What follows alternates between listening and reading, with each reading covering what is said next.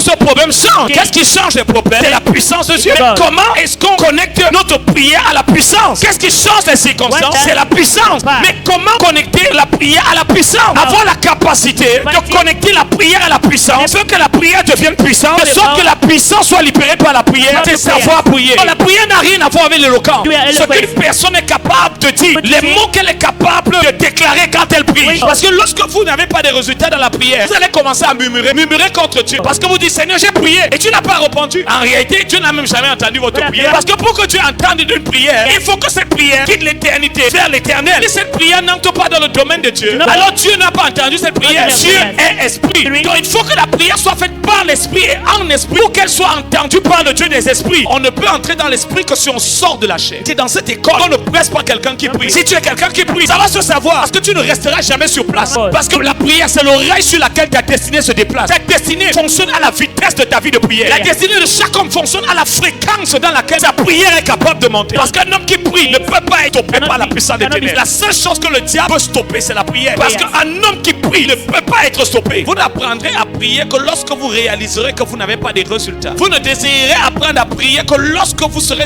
fatigué de rester au même endroit. Il y a des personnes, leur vie est basée sur la pitié que les gens ont d'eux. Ils sont tout le temps en train de raconter leurs problèmes aux gens. Ce qu'ils oublient, c'est que tout le monde a des problèmes. Oui, il y a un moment où les gens sont ouverts, mais il y a aussi également une réalité à laquelle tu dois être conscient, c'est que tout le monde a des problèmes. Et même les personnes à qui tu vas raconter tes problèmes ont des problèmes. Dans le même temps que tu aurais pu utiliser pour savoir comment est-ce que l'on sort de ces problèmes. C'est le temps que tu utilises pour aller parler de tes problèmes. C'est le temps que tu utilises pour aller t'apitoyer sur ta vie. C'est le temps que tu utilises pour dire comment la vie est injuste vis-à-vis de toi. Tu commenceras à apprendre à prier. Lorsque tu seras fatigué de vivre une vie qui ne correspond pas au plan et au rêve de Dieu pour toi, tu apprendras toi-même à prier. Lorsque tu prendras la responsabilité de ta destinée, lorsque tu comprendras que la pitié ne marche pas, les hommes peuvent te donner la compassion, mais ce n'est pas la compassion qui fait percer dans la vie. Personne n'a jamais atteint le sommet parce qu'à cause de la pitié des autres. Personne ne s'est jamais élevé dans la grandeur à cause de la pitié des autres. Alors arrête toute ta vie de baser ta vie, ton avancement sur la pitié que les gens peuvent avoir au sujet de toi. Tu es content quand on te voit pleurer. Parfois même tu fais exprès pour que les gens voient la détresse dans laquelle tu es, pour susciter dans leur cœur la pitié. Le problème parfois c'est que tu essaies de faire pitié devant même les propres personnes qui t'ont mis dans la situation dans laquelle tu es. Les personnes qui sont contentes de te voir dépendre d'eux. Tu apprendras à prier